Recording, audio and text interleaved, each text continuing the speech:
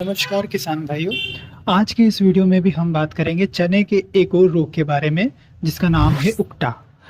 दोस्तों, चने को दालों का राजा कहा जाता है और किसान इसके पीछे कड़ी मेहनत करता है, लेकिन एक ऐसा रोग जो आपकी पूरी मेहनत को बर्बाद कर देता है। जी हाँ, इसका नाम है उकटा।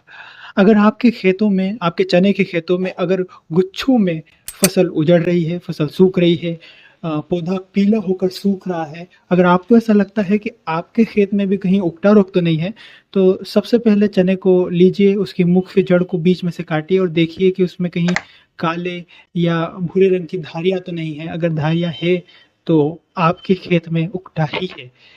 किसान भाइयों, उकटा रोग एक फफूंद से होता है और ये फफूंद आपके खेत में मिट्टी के नीचे 6 साल तक जीवित रह सकती है।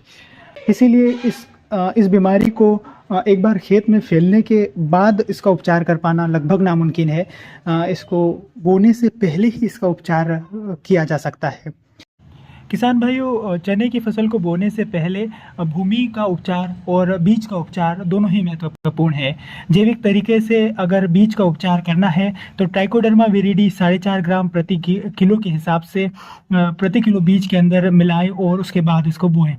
और साथ ही भूमि उपचार के लिए 2 किलोग्राम ट्राइकोडर्मा को 100 किलो खाद के अंदर मिलाएं और 1 हफ्ते तक छाया में रखने के बाद बुआई से पहले खेत के अंदर मिलाएं। किसान भाइयों, रासायनिक उपचार की अगर हम बात करें तो कार्बिडाजिम 2 ग्राम प्रति किलो या फिर कार्बिडाजिम प्लस थायरीन 1:2 के अनुपात से बीज को उपचारित करें। किसान भाइयों, इस फसल को रोकने के लिए आपको फसल चक्र भी अपनाना होगा।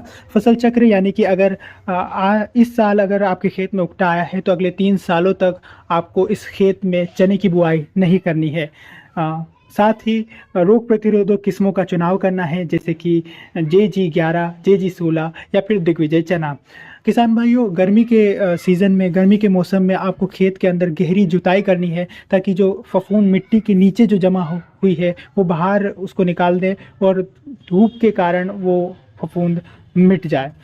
किसान भाइयों, गहरी जुताई के अलावा अगर आपकी खड़ी फसल में अगर उकटा दिखाई देता है, जिस पौधे में आपको ऐसा शक है कि दिखाई दे रहा है, तो उस पौधे को उखाड़ करके और कहीं खेत से दूर ले जाकर उसे दफना दे। यही कुछ उपाय है जिससे उकटा रोग से आप बच सकते हैं। किसान भाइयों, अगर आपको हमारी पूरी जानकारी अच्छी लगी हो तो वीडियो को लाइक ज़रूर करें और साथ ही अपने साथी किसान भाइयों को इसे भेजें ताकि उकटा से सबको निजात मिल सके।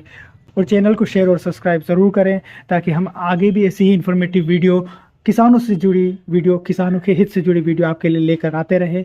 धन्यवाद।